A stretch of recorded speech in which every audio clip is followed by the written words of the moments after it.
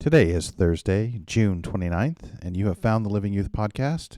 Here, as always, with my co-host, Mr. Wallace Smith. Mr. Smith, how are you doing this afternoon? I am actually doing pretty good, Mr. Robinson. I don't even have a tie on right now. I noted that. I'm feeling kickback. You know, you and I would normally be getting ready to head out for camp, but we've aged out of the system. Apparently, we're not in camp. It's time for anymore. a new generation to come along, Mr. Robinson. Well, I didn't even know what to do with July anymore since if it's not camp prep. Yeah. Okay, what do we have on tap today? Today, I wrote an article about this, and we were talking about it the other day, and we felt it's actually worth discussing. Today, we are going to tackle a big question. Is God a socialist or a capitalist? I look forward to hearing the answer. Let's go. Let's do it.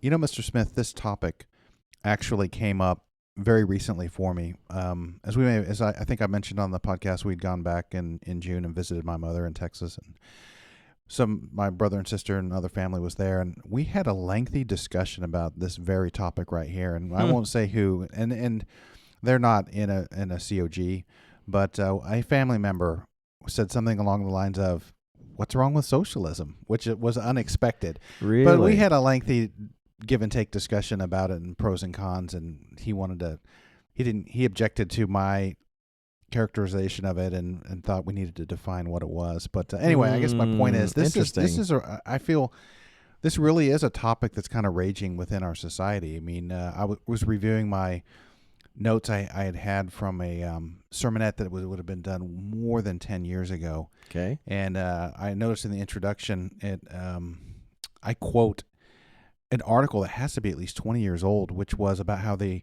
European Union, especially those in the Eastern Europe, had become really disenchanted with this democracy and capitalism, and what else could we do? So this has been kind of simmering on the back burner for decades, I would argue, but has really come to the forefront, I'd say, a lot in the last 4 or 5 years. Oh yeah, that is, and I really I appreciate you bringing that up, because it does illustrate that people are talking and asking questions that you go too far back in America, you don't have to go long and nobody would ask. Who really, other than some fringe groups here and there, are going to be rooting for socialism in the United States? And yet, I think that the failures going on in society are so wide and they're so systemic that you have people open to questions they've never been open to before. Right. And you have people finding room for their ideas that never had room for those ideas before. And in particular, for our audience here on the Living Youth Podcast, which are teens and young adults, and of course the families who are listening as well. But, if you're young today, then there is a battle going on for your mind, because you have a lot of culture warriors that are trying to stand up for good old capitalism and the market system, and not just keeping what we have, but even going more hardcore back into it. Then you got others who are fighting for, no, we need to change. There's too many people not being taken care of, and people falling through the cracks. We need socialism. We need this. Well, you have these two warring parties, if you will. And, people that are maybe neither side here or there, but their own ideas. But mainly those two kinds of systems. Of course, with socialism, you get communism. We're not going to go too far into that, but we might mention it today. You have them trying to convince you to join their side and to add your voice to theirs. And some of their cause is going to seem tempting. It's going to sound good. There's going to be things that they'll say that on either side, we might naturally lean one or the other, but still thinking of all of you who are listening, there's going to be different things that stir your sympathies, and you think, yeah, they're right. I want to get behind that. I can't believe we're doing this, or can't believe we still stick with blank or whatever. And in particular, for those of you listening, because we're all in the Church of God here in the Living Church of God, people will try to essentially draft Jesus or God into that conversation. They will say, well, Jesus was a socialist because really he said such and such, or look at the early Christians, they did such and such. Or they'll turn around and say socialism is inherently godless, and capitalism has long been, this kind of economy that's arisen out of Christian principles. Look at America's success; it proves capitalism is the way to go. And look at what the Bible says about this or says about that. So, in a sense, they're trying to convince you by saying your hero, your champion, Jesus Christ or God the Father, they are socialists or they are capitalist. Well, what is the theme of our podcast? We're trying to teach you and to model ourselves how to think biblically. And, spoiler alert, when you look at socialism and you look at capitalism, you look at them both as pure systems, you're going to find that God and Jesus Christ are neither socialists or capitalist, and that God's laws highlight a divine approach to economics that just does not fit into either one of those isms, socialism or capitalism. It has a few elements in common here and there and some principles, but you'll find that God just does not fit in a box, and we want you to keep that in mind. So you're not taken as an ideological captive to one side or the other, but that you stick with God and don't allow yourself to be recruited into one cause or the other. In thinking about this whole topic, it kind of reminded me of just like the most big picture, generalized, good and evil religious ideas, and some point to, Buddhism has some good concepts in it. Right. Well, you start looking into it, and you find, what you like of Buddhism is firmly a godly concept. Everything goes back to the tree of good and evil. It's a mix of good and evil. Right. And sometimes people have stumbled on something that's a real good godly truth, even if they don't recognize that as the source of it. And so they've implemented it, but the rest of what they know is not wisdom. And same thing here with, how is Jesus Christ when he returns to the earth and rules over the earth and establishes the millennium, how is he going to rule? And so, of course, really what we should do, and I would suggest this to all our listeners, we should view it primarily through the prism of how is God going to do things. And then you'll see that, we would say, that's an element of socialism or that's an element of capitalism, when really it all started from God. And, it's like everybody picked a part of it that they thought was the best and formed a governmental structure under it. Just like the tree of the knowledge of good and evil, people take their fruit, and they're taking the grocery store approach to these principles, and there's some of God's principles which they don't think of them as God's principles, but there's some principle they think is good, and they incorporate that, but then they combine it with other principles they think are good that aren't godly at all. And what you have is a mix in all of these cases. For some, it's going to sound like we're saying dirty words to say, capitalism has some good things about it, and especially in today's mind, it's like, don't say that, dirty capitalism and constant selfishness and the rest. But at the same time, there's going to be other groups will say, this principle of socialism, there's things there that actually are connected to godly, and they're going to go, how dare you, big socialist? You must be a giant commie pinko. So Mr. Robinson couldn't have put it better. Thank you, Mr. Robinson. We want to get to the point where we actually just think, how does God want to do things? And I think we'll illustrate that it's clearly not just wholesale socialism, and it's not wholesale capitalism. Right. It's God's way of doing things. So let's define some of our terms here. Okay. What would you say to our audience? What's your best concise explanation or definition of what socialism is? All right. Let's go ahead and focus on socialism first, and then we'll focus on capitalism. And let me say, Mr. Robinson, and all of you wonderful people listening, I'm going to do my best to be dispassionate, because we part of thinking biblically is putting your own personal passions aside and looking at what God says and looking at reality the way it is. Well, so because here's what I would say to set this up. You and I grew up in the 80s, and that was Ronald Reagan, the Cold War, all of that, right? And it was America, it was I'm a Reagan baby, man. Democracy, all of it. And we would have, and generally, the majority of people in America would not have ever questioned that.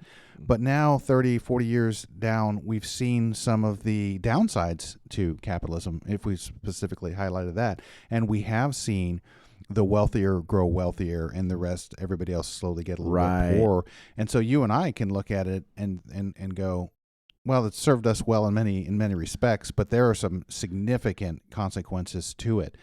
So it becomes sort of understandable when people would start looking at, well, surely there's got to be a better way, and then socialism kind of presents itself as, because it seems more compassionate on the surface. Definitely, and it seems so. That's right, and frankly, elements of it were formed to be in opposition to capitalism, as we'll get to. And let me say, as we do start defining things here, one, I did write an article a couple of years ago or so titled. I think Capitalism, Socialism, and the Kingdom of God, or maybe Socialism, Capitalism, and the Kingdom of God. And we'll do our best to link to that. Socialism, Capitalism, and the Kingdom of God. Is that it? Okay, thank you. The author was a Wallace G. Smith. Yeah, incredibly handsome fella. I've seen him. I've seen him in real life. It's the September, October 2109. What 2021? Yeah, September, October 2021. Okay. But let me also say, America is not pure one thing or the other, or other countries. Frankly, you have mixes in all places. There's socialistic aspects to what we do in the United States. There's capitalistic aspects to what they do in China. Mm-hmm. You really have mankind mixing and matching themselves, right? So we're going to talk about them very simply because we want you to understand the basic principles, right. And don't be confused by how mankind mixes and matches. The key thing is kind of like, you've got a deck of cards and the other guy has a deck of cards, and your capitalism, their socialism, or vice versa, and the countries kind of mix. They'll take, I'll take most of the cards from here, but I'll take a few cards from over there. We're not even talking about God saying that you should have a different mix.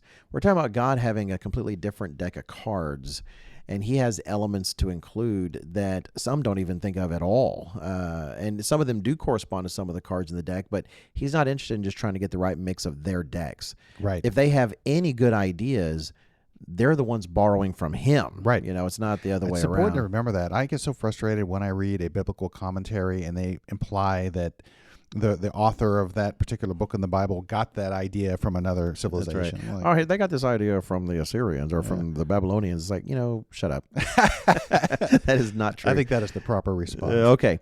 Well, Paul does talk about shutting the mouths of some, right, who contradict. Yes. So sometimes you had to do that, but very carefully. All right, sir, you asked a question. What is socialism?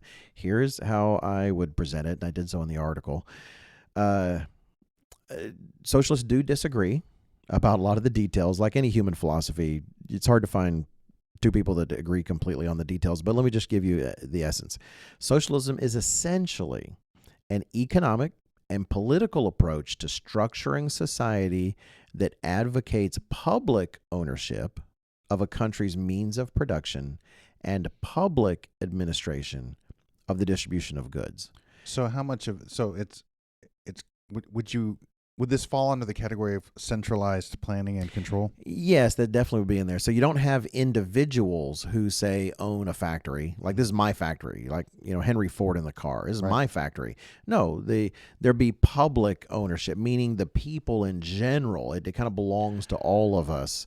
We own that, and then the goods and results that come from that should be distributed to all of us. So Henry Ford's actually a great example, because when I was it was a podcast, I think.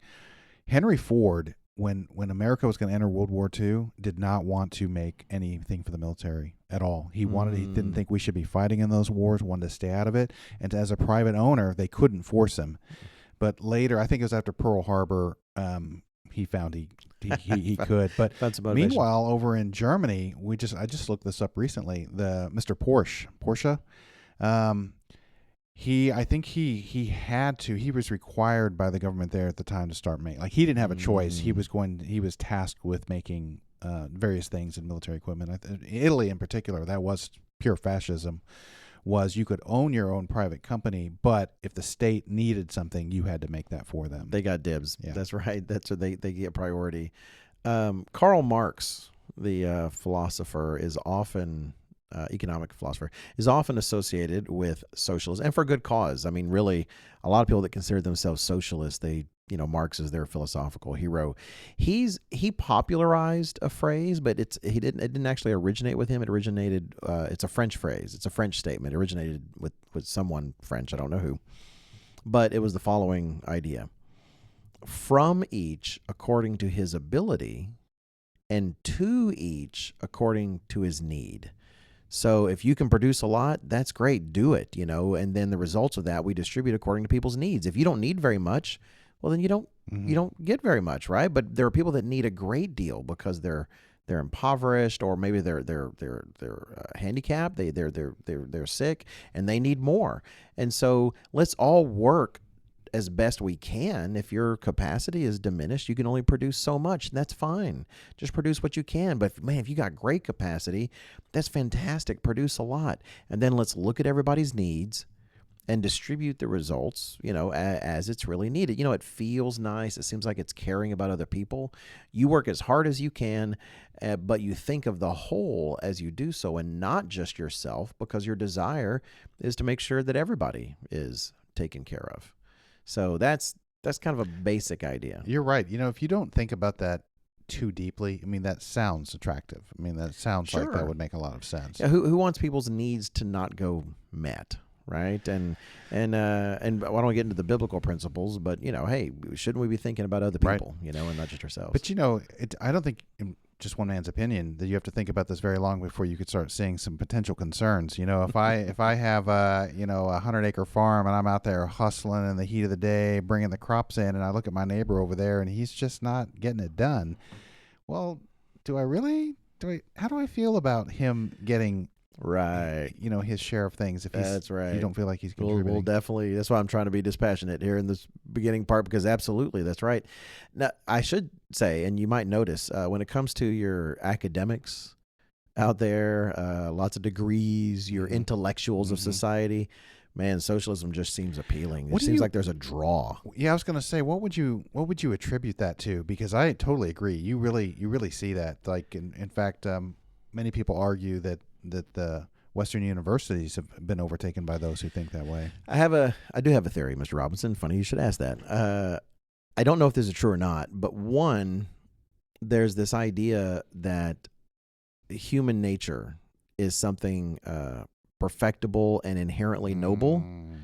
And you tend to see that amongst secular academics and intellectuals. You lack God's idea, and we'll probably get to this and we'll get to biblical principles, that human nature is essentially broken. Right. And as a theory, communism seems fantastic. Everybody works to their capacity and everyone is taken care of in all of their need. And that theory over reality, in the context of humans can be perfect, we really can, I think it just sounds so theoretically appealing. Right. Plus, there's an appeal, frankly, just up front, because it's anti-Western.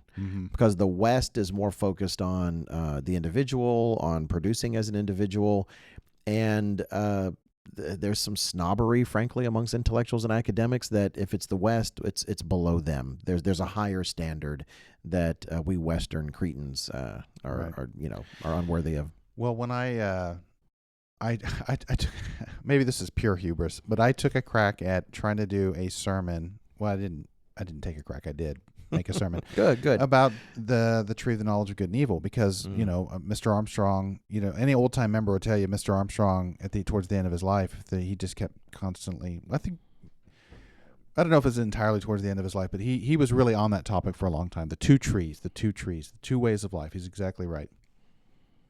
It's actually a brilliant metaphor and a great way to symbolize the two different paths. But in my introduction, I highlighted a number of contemporary intellectuals, the ones on the scene right now. Listened to their podcast, heard them talk, lots of them. Probably 10 different ones, and they're constantly, the question is that they say is, what we need is ideas. We need ideas. We need more ideas. We need to get the smartest people together, and we can solve all of humanity's problems. And that's kind of what why it appeals to the academics and the intellectuals. What you said makes sense to me, because it's probably relatively good intentions. You think, man, let's get the best and brightest together and put aside all of our selfish needs and desires and solve humanity's problems. Let's build the kind of world we should have. Yeah, we'll call it Babylon. Okay, we'll wrap this up real quickly. I mentioned that people can find it appealing, socialism appealing, because it it's anti the West. Sounds compassionate. Which is very much the drive of a lot of things today. I don't want to get too far afield, and so I'll say this real quickly, but you have an interesting thing where you have today when it comes to LGBTQ ideas being pushed in schools, you have a lot of Muslim families and stuff rising up and saying, we don't want our kids taught this. And what you have, I saw in more than one article, is you have people on the political left who feel betrayed because they had pressed for anti-Muslim discrimination, and if anything, giving priorities to Muslims someplace because out of worries that they were being discriminated against after 9/11, et cetera. Islamophobia. Yeah, and now it's like they're not returning the favor by supporting this other idea, this inclusionary idea of LGBT. But in the end, it's because those on the political left, many of them at least, they really weren't interested in the welfare of Muslims. They're attracted to anything that goes against a lot of main Western values. And so to hear these people, now they're actually supporting something that's a Western value. So suddenly they don't like them so much. Right. It's interesting. Right. I'm trying to think of the actor. He's quite well known. Who was the actor who was the most recent Batman? Oh, the most recent Batman? Ben Affleck. No. Yeah, Ben Affleck. And he was on a show with Bill Maher, and also ironically, I saw that. He's an atheist. But Sam Harris? Sam Harris. Yeah. And they got into an impassioned argument over Islam and its role in the world. Yeah. And they were, and anyway, it was just fascinating. And it just highlighted to me, I could not understand what the left and the progressive left in particular, I was like, do you know anything about Islam and their beliefs that you're like supporting them and think they're great? This is not a shot at that. My point is they were very disconnected with the belief system of Islam. In certain countries, they're throwing homosexuals off the top of a building. Right. I don't understand why they're supporting them so much. supporting. I agree. It's like, it's like when, some conservatives get upset with a system where this man has multiple wives and the wives aren't treated as well, and they're not. You're kind of trapped, and yet we support a system over here that's so free and liberal that a man can make babies with a bunch of women and not do anything for them. There's no legal. You have a lot of people they're not really thinking, and in that particular case, I remember that it's like, wow. You're really trying to support a system where exactly some of the groups that you support here, they're murdering over there, and you don't care. It is weird. There's a lot of not processing. To wrap up socialism, okay. The one key thing that we'll come to later before we move to capitalism, when it comes to socialism, if you recall, we talked about how it's public ownership and the public gets the results. Well, that requires then a strong central government that is capable of controlling everything and capable of distributing the results. So it's kind of necessary because the people, you don't, like in America, you wouldn't get 300 million people constantly every day to manage every detail and to decide where things go. You have to have a government to do that. You do not get all of what you produce. You get what you need, and someone has to decide. Well, how much does a person produce? What is enough, and what do people need? So socialism requires a strong kind of central government, and that with that, maybe we can move on to capitalism, because I think those are some because we're definitely going to come back and talk about each of these things. Okay, but we're talking about defining, right? Because that immediately. Absolutely. Thoughts arise. I thought of 18 things I could say right then, but yeah, I'm doing my best to, because we'll definitely come back to it. All right. So capitalism. Capitalism. What do you have as our definition? Capitalism. All right. I have as our definition, capitalism is essentially an approach to economics in which the means of production and capital goods produced are privately owned, and the distribution of those goods is determined by competition in a free market.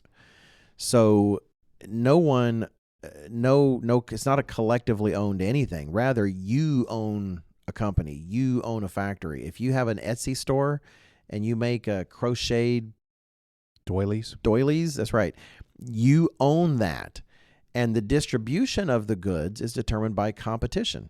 That is, you might make doilies, but then so might Debbie's Doilies. Some other lady has started an Etsy store, and your doilies are in competition with hers. And where does the money go?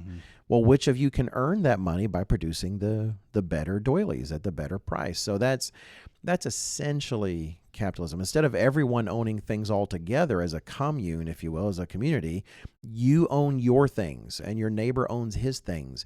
You're free to do with your things what you want, and he's free to do with his things what he wants. And you're allowed to personally benefit from your productivity. It doesn't get taken from you and given to someone else. It's yours. So my understanding of immigration into the United States, going back especially into the earliest 19th century, was a lot of refugees, I'll use that term, coming from Europe and other areas, that the lure to America was that very thing.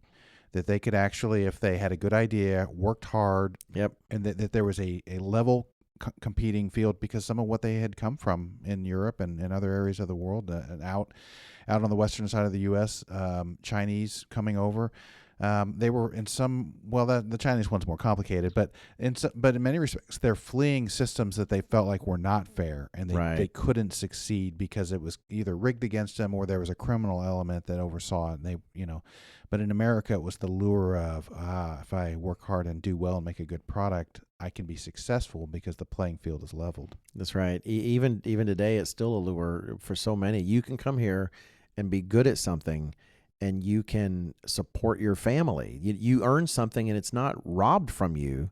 Rather, you can feed your children with it. You don't have to kind of give it to a mass collective. Then the government decides how much comes back to you to feed your children. And as a result, though, it's important to understand capitalism does not require individuals to think about the rest of society in any way at all. That's not.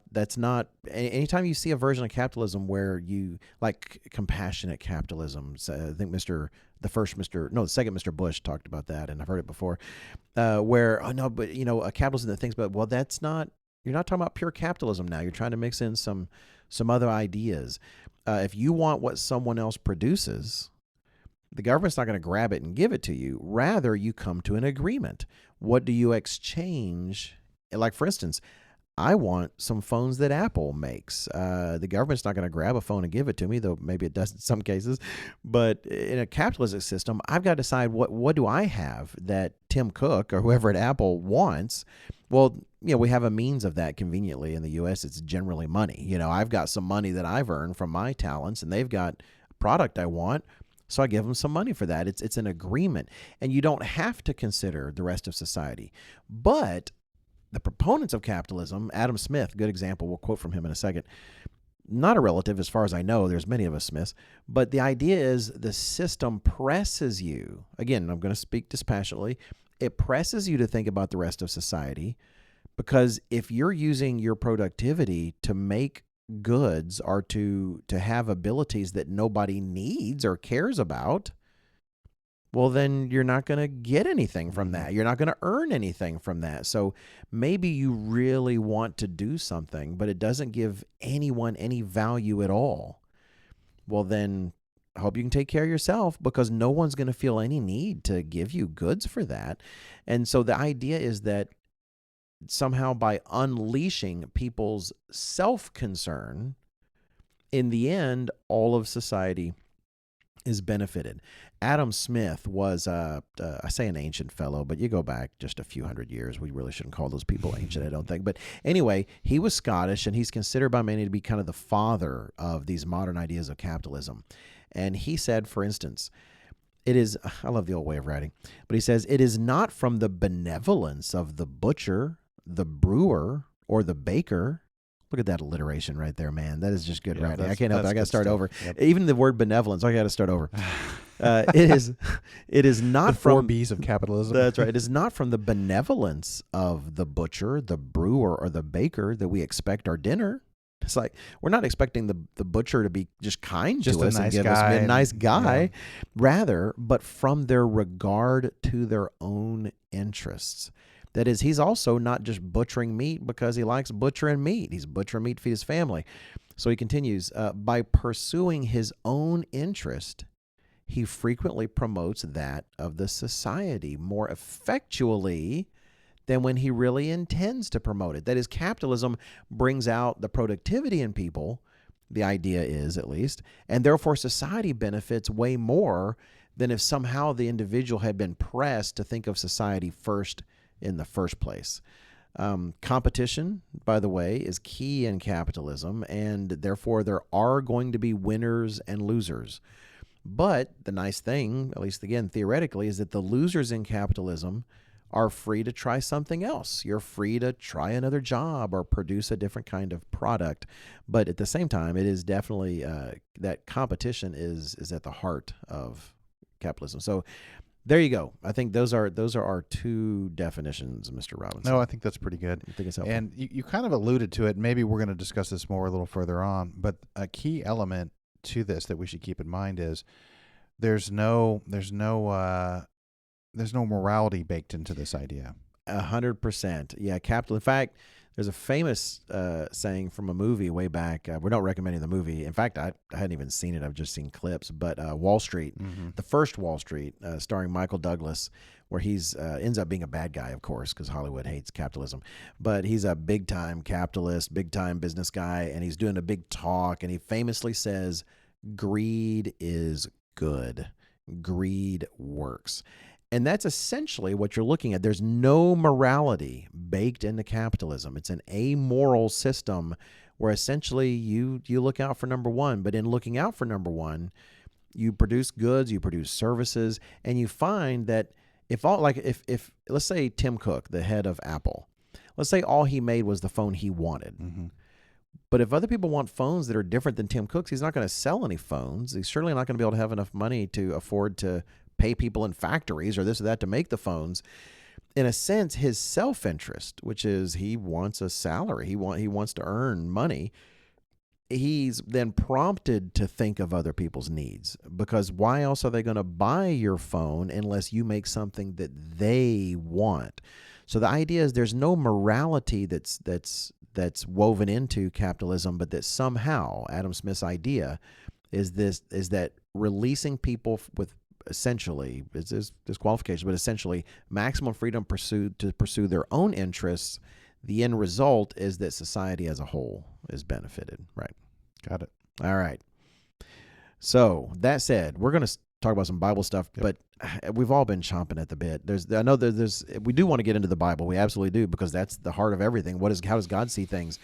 But just on the surface level, everything we've said, there's already obvious pros and cons. Mr. Robinson, can I summarize the pros just real fast, because we just talked about them, and then let's jump into some of the obvious. I'm a huge brief recap fan. Okay, brief recap. So now you might think of your own in this list and come up with something else. Feel free and do that. In fact, feel free and pause this. Comment, smash that. Hey, I've never thought about asking them to do that. If you're listening to this as a family, no pressure. But if you're listening as a family, feel free and pause us right now.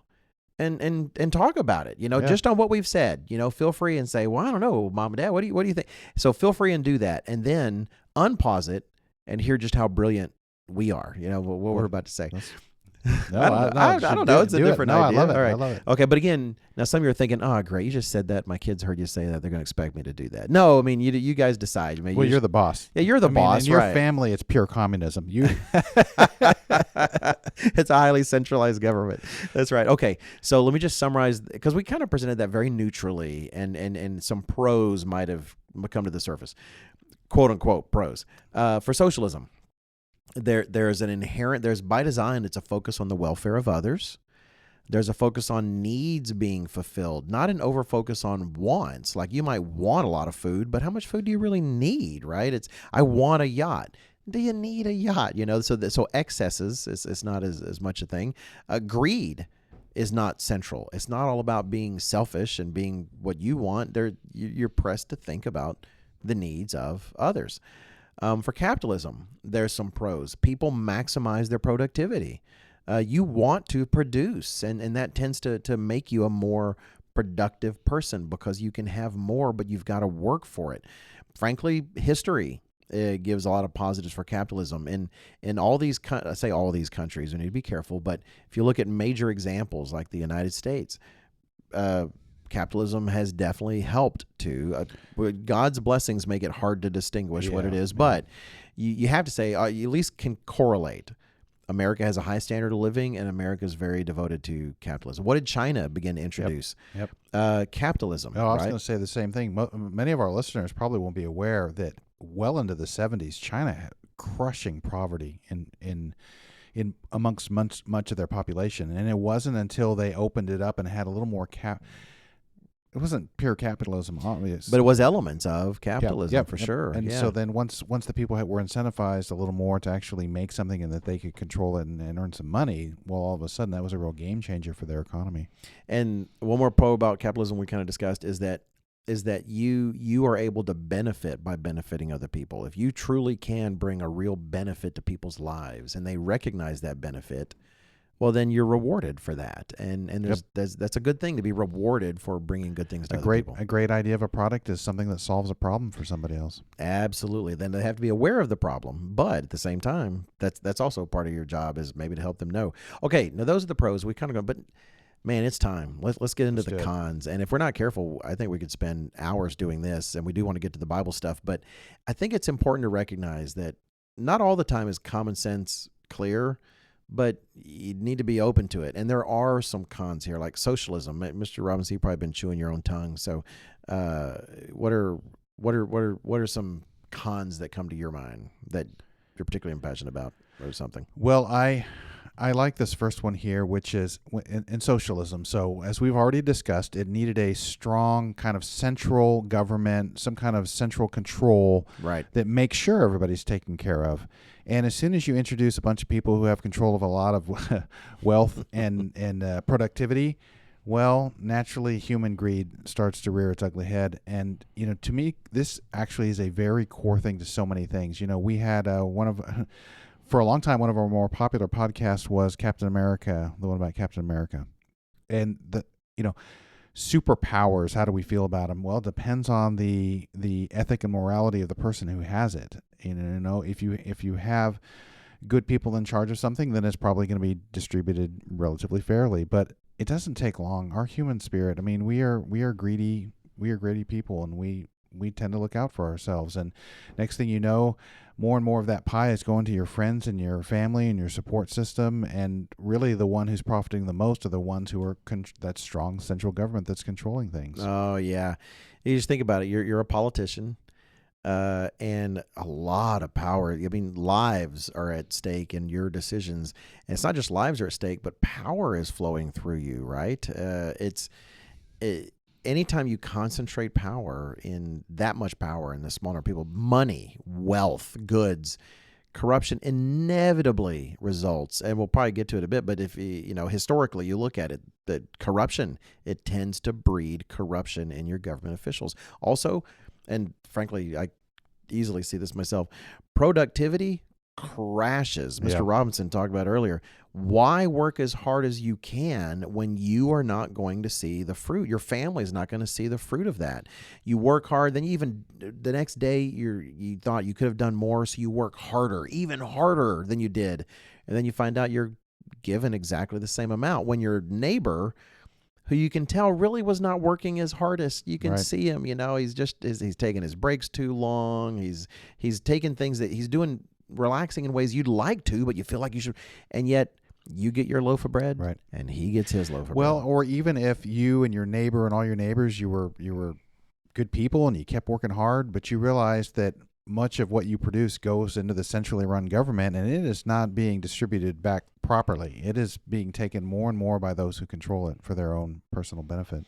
Yeah, even with I want to skip this one point because this is an example of that, but looking at the facts of history, a lot of people don't realize that in earliest America, America started with a big socialist experiment. You have those who came to Plymouth Rock. You have William Bradford and those establishing that colony in the 1600s, I believe it was early 1600s in America. And in the Plymouth colony, that's what they were going to do. They were going to say, look, let's just make it a community ownership. Let's just distribute to people as they have need, and let's all work hard. And I'll read a quote from William Bradford, the governor of the colony. He sent this in an email to me in a discussion we had. I'm just kidding. He's dead. But he did write about the experience. And so they had this common communal ownership. And what he wrote was, that doing that was found to, this is a quote from him, was found to breed much confusion and discontent and retard much employment, that is, to slow it down, that would have been to their benefit and comfort. For the young men, he really highlights the effect on young men. For the young men that were most able and fit for labor and service, they did repine, they did relax, in other words, and kind of kick back, that they should spend their time and strength to work for other men's wives and children without any recompense. It is the opposite of human nature to work as hard as you can for someone else's family to be fed when that family's not being fed, and when you see your children who aren't eating quite as much as they would like and wish that they could have more. And the result, actually, if you read it, they almost starved. It was almost the destruction of that first American colony. And then Bradford realized, what are we doing? And they opened up the doors for more personal industry. All right, now that you put a stake through the heart of socialism, surely capitalism will be the solution. Oh, let me, I got to do this Twitter example, Mr. Robinson, because I just thought it was funny. My wife, when I told my wife we're doing this topic, she really wanted to make sure I mentioned it. So you look, failure after failure, in the modern world, you look at Venezuela, crumbling, terrible state, the old Soviet Union, Cuba, Cambodia. In every case where socialism has been tried in mass like this, that is pure socialism, quote unquote, it's just death and destruction. And I've seen on Twitter, because socialism eventually, the idea in Karl Marx's mind was socialism would eventually come to communism. And so I'll see on Twitter these young things, these 20-somethings, college-minded, the same age as many of our listeners, and literally without irony, saying things like, "Man, I can't wait till we finally achieve communism in this country because I want to be a poet. What are you going to do when communism's finally here? Oh, I want to write songs and I want to be a painter." I've literally seen people say at least poet and be a painter, like for art, not necessarily painting walls. And like someone posted a meme, and it was essentially of a like old Soviet soldier with a rifle saying, very, very funny, comrade, back to field, back to field for you, or very funny, comrade, up against wall, because that's the way it never turns out that way. Okay, so no one says, I can't wait for communism to be here because I can't wait to work hard and spend my entire life in the fields feeding the poets and the songwriters. Mm-hmm. Everyone sees their dream that they're going to have this life of leisure, and that's just not reality. So, well, and I would argue that idea has also been applied to, well, once we solve all of society's problems and we're not struggling just to keep ourselves from starving, and we're well fed and we're warm, then we'll just study philosophy and art and poetry. And has it turned out that way, Mr. Smith? It is not. I have a kind of a sermon in embryo, or possibly an article about how that we are experiencing death by utopia. This addiction to this idea that we can make a utopia, and instead we're actually the result is what? A growing dystopia. Right. Well, we'd go back to history again. Those podcasts I referred to that I listened to. Every empire started off like the Persians. The first phase of their empire was the wooden shoe phase, stiff, uncomfortable, hurt your feet, but they kept you working towards a better future. And then later, when they were prosperous and they reigned over a huge section of the world, they called it the silk slipper phase. The empire was getting soft. And interesting, very interesting. Well, okay, so capitalism, the cons you mentioned real quickly, and we don't have to look in history for capitalism. We're experiencing, I mean, Mr. Robinson and I at least are in the middle of a very capitalistic country. Purely capitalistic, no. And some would say, well, that's the problems with it. We'll see. No, let's talk about the basic idea. And by the way, I'm not anti-capitalism. I feel like I need to say that. Someone's going to accuse me of otherwise. I'm enjoying my iPhone in my hand, which is frankly the result of capitalism. You're not going to produce tech like that in a country that isn't rewarding it in some way. I'm looking at a beautiful MacBook that I have, and sitting in these comfortable environments. I'm not anti-capitalism when I say these things. And all those Antifa people who are out there protesting, and in between protests, check their iPhones for their mentions on Twitter. Stop by and get their smoothie at Smoothie King or whatever. So, okay, but still, there are cons. We have to be open. This is reality.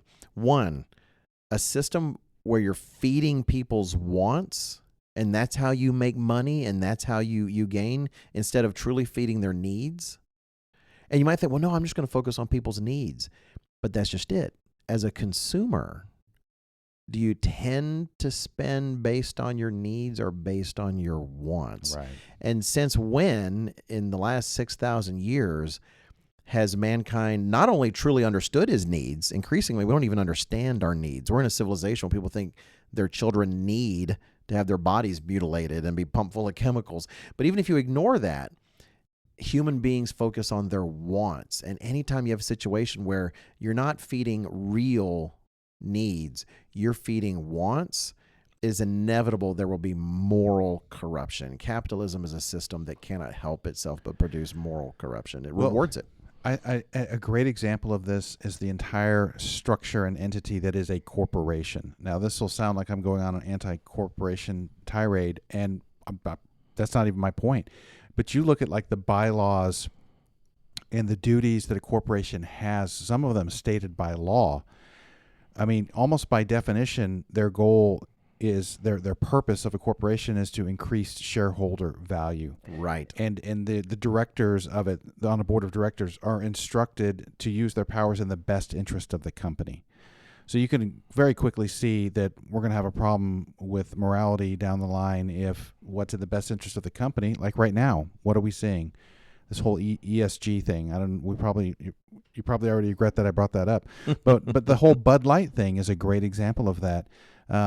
Right now, what's in the best interest of corporations and companies is pushing what's been referred to as this woke ideology and pushing acceptance of homosexuality and transgender and all these kind of things. And it's because right now that's what's making these companies profitable. Oh, yeah. You know, that with capitalism, your company has, like, you invest in a company.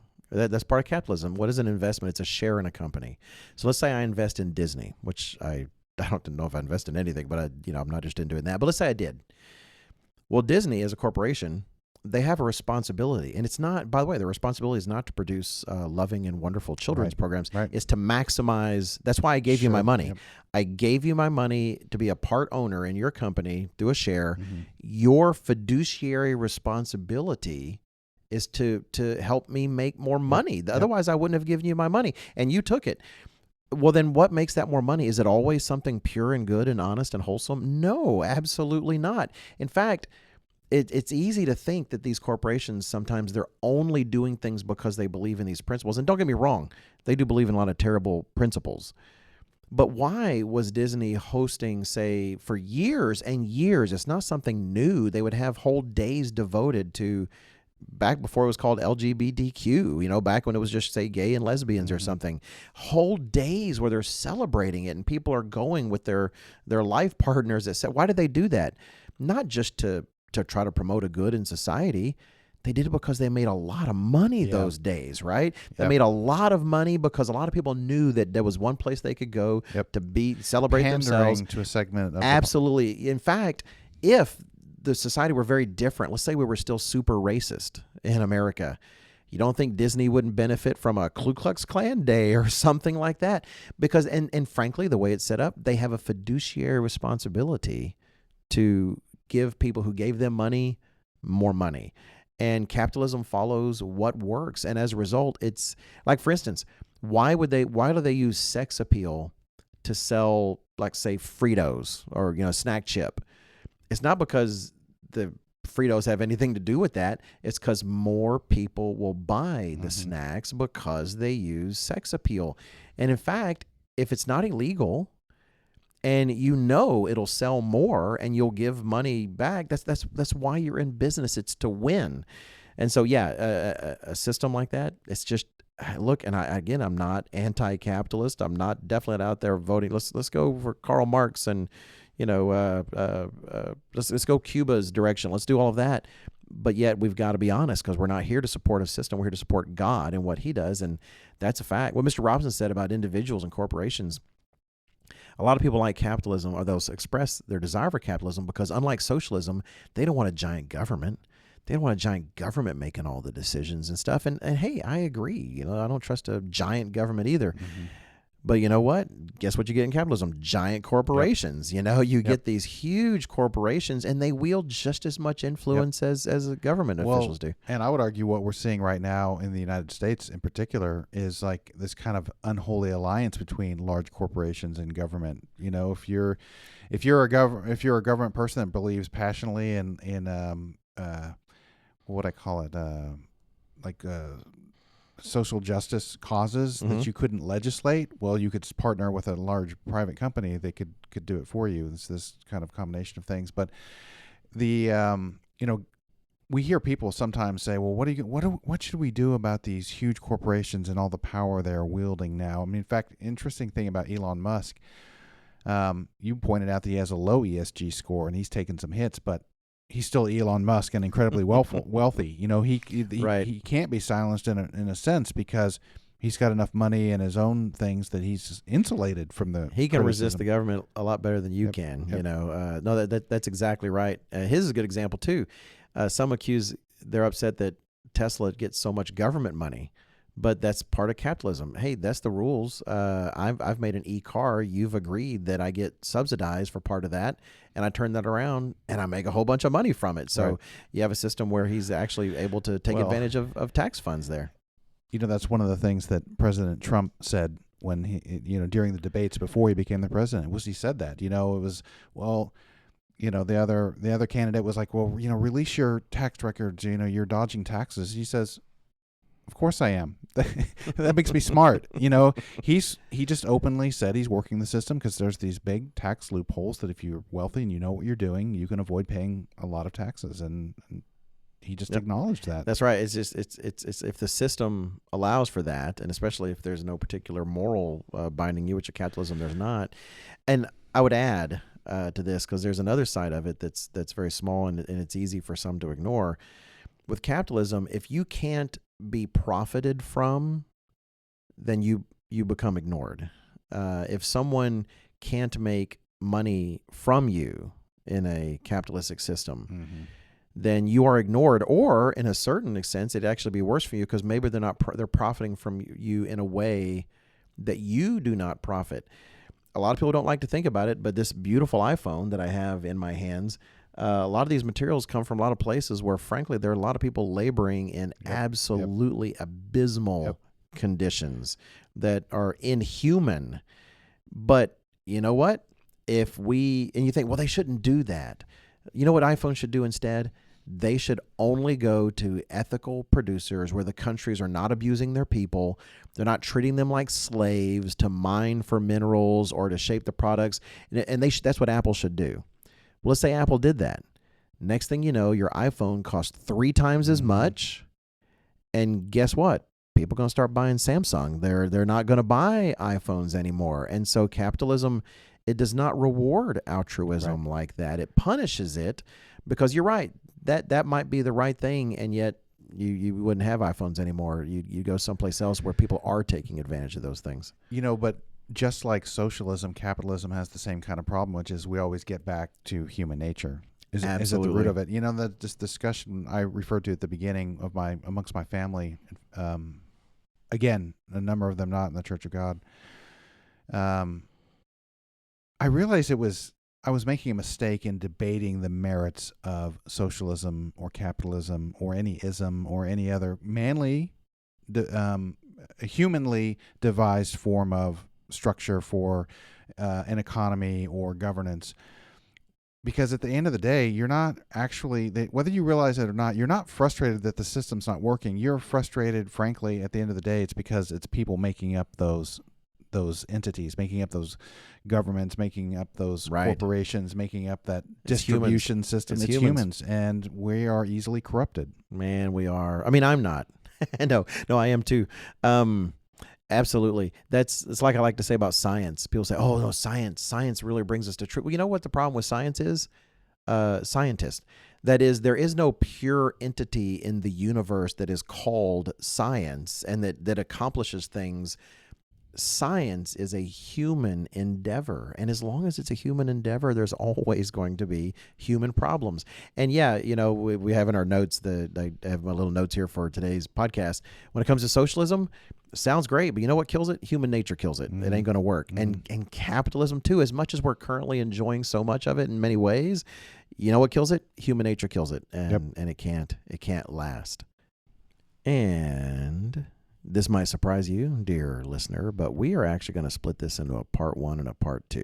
Mr. Robinson and I had full intentions to cover the whole shebang in one, but we're not going to do it, are we, Mr. Robinson? No, bit of a cliffhanger. In fact, it's our favorite part that's next, right? Yep. This is what we're excited to talk about, is not man's approaches, but what is God's approach. And we do not want to shortchange that. To do it justice, and this is the part you and I were looking forward to the most, we just thought it made the most sense to go ahead and tackle it in its own separate podcast rather than try to rush it. Oh, yeah. So that is exactly what we're going to do.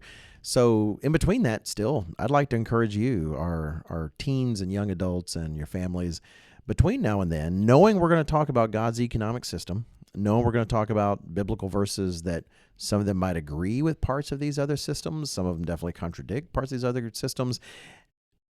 You think about it. You think about how God, we're practicing thinking biblically, you think about how God would run an economy. You think about God's economic system biblically, not just out of your own smarty brains, but what is said in the Bible. And then next week, Mr. Robinson, I'll meet you here and we'll hit that thing. How's that sound? Looking forward to it. Sounds great. Sounds fantastic. See y'all then. Smith and Robinson.